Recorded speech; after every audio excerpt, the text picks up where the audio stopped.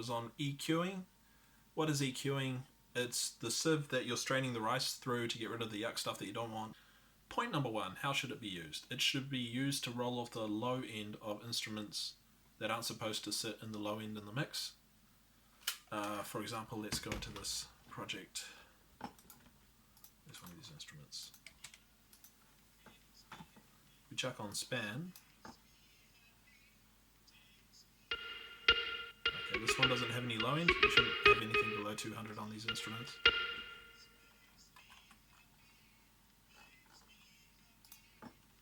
Here's an example. This instrument right here. What are these sub frequencies here? Sub 200, you don't want any of that on these instruments unless it's a bass, sub, kick, one of those. So, find an EQ.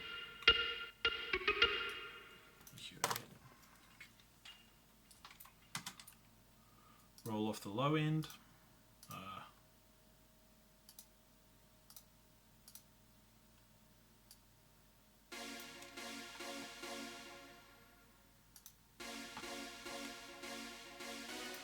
This is B4.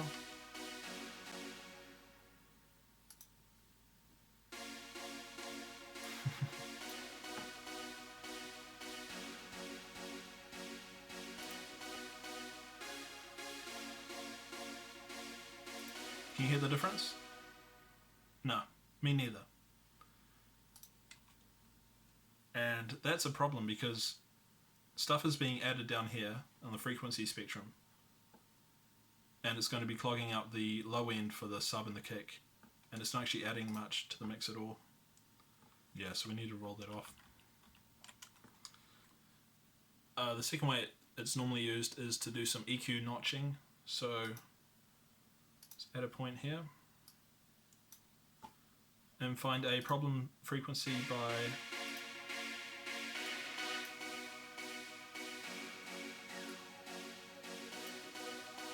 doing a sweep, a frequency you don't like. Normally a thuddy boxy sound that you can then get rid of by dropping it down like that. Don't drop it down too much if you're doing this, just drop it down a couple dB, nothing crazy. It's tiny adjustments to these things that are going to make it sound nicer, not big adjustments. Here's a good tip that you'll only ever hear from me, which is that before every single effect that you put into your chain, all of these effects, you need to put an EQ in here and ask yourself, what's it going to be doing to the channel? And how can I prepare the sound of the channel to adapt and to anticipate this change that's going to be coming up? So for example, this glue compressor,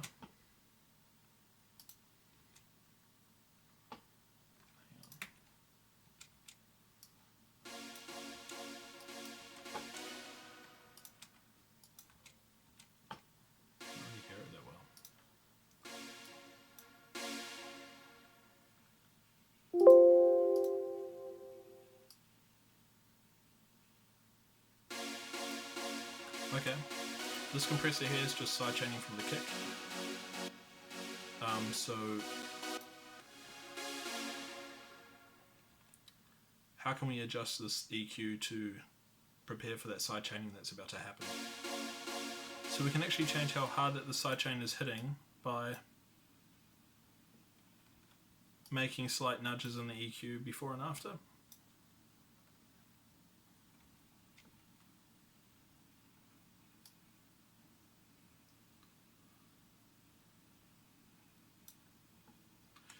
And this is a great way of tweaking the sidechain without getting a whole bunch of different expensive plugins. You can just modify the EQ slightly before and after. It's not exactly dynamic EQing, but it's a pretty cool idea. The best bit about getting into the habit of putting an EQ before and after every effect is that you will be in full control of how that the sound is morphing as it travels through the effect chain. And so if you want to have a slight adjustment, you can go to the figure out which effect is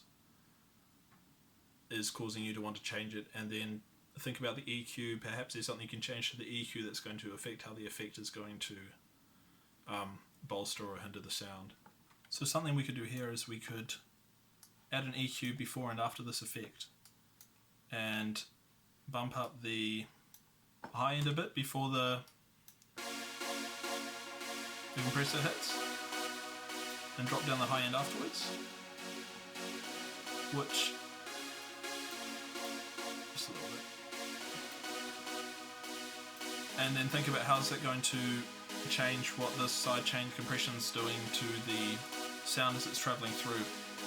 So the high end is travelling through, it gets boosted, and the sidechain compression is having relatively more of an impact on it because it's louder at that point, and then it gets dragged back down afterwards. Yeah, cool stuff.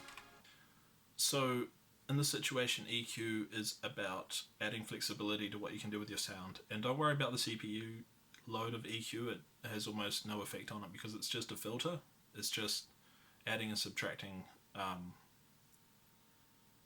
the loudness of frequencies. So it's not doing any sort of maths like a compressor is doing on each of the sounds that goes through. It's just very basic in terms of programming and CPU load. EQing is also something you can do after reverb in your chain. So call it something like post reverb EQ. Reverb EQ will help stop the reverb from bleeding over into the lower frequencies after you've added the reverb. So it's a good idea just out of habit to chuck it on afterwards. But yeah, be careful not to adjust the other frequencies too much in the post reverb EQ, because it's very easy to muddle up the sound of the reverb using the EQ afterwards. So I would just use it to cut out the lower frequencies. Yeah, there should be an EQ over here and over here, and use those ones to shape the sound more before it hits a reverb. EQ and getting rid of the low frequencies with the EQ is the only effect really that you want after reverb, besides maybe limiting. Anyway, next point, should you use it on your master channel? Short answer, no. You should only use it to roll off the 50 Hz range. There is no real benefit to using it in any other way on your master channel, because you're better off adding it onto the individual tracks and sorting out things in the mix, any problems that are in the mix. Before it hits a mastering channel, it'll give you more flexibility in the long term.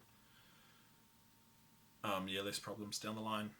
For example, maybe you want to go back into your mix and change something, and then the EQ that's on the master is having a slightly different effect because of that change you made. And maybe you've changed 2 or 3 things and you've got no idea of figuring out which changes made that EQ sound slightly off in the master. Something like that could happen. So you're better off having more control and more knowledge of what's going on in your mix by avoiding using EQ on your mastering chain, besides to roll off the low end and maybe the super high end. Yeah, so in conclusion on that point, don't use EQ on your master. Use span instead to spot problem frequencies, and then go back into your mix and find those frequencies, find the offending tracks, find the offending sounds, and chuck in the EQ in the right place in the chains rather than doing it on your master channel. Before we go, quick tips about other EQs out there. Don't buy any of them. There's dynamic EQs, EQ this, EQ that. They all claim to do slightly different things, which some of them do, but none of it is remotely worth considering. None of these are worth bothering with, and the reason for that is because any of these effects that they are advertising that you can do with them, maybe it's compression and EQ in one, any sort of dynamic effect that they advertise, you can figure out how to do through clever use of sidechaining. If you have a strong knowledge of sidechaining and compression and EQ, everything that we'll be going over in a minute, you don't need any of these products. The only EQ you need is the one that comes built in your DAW.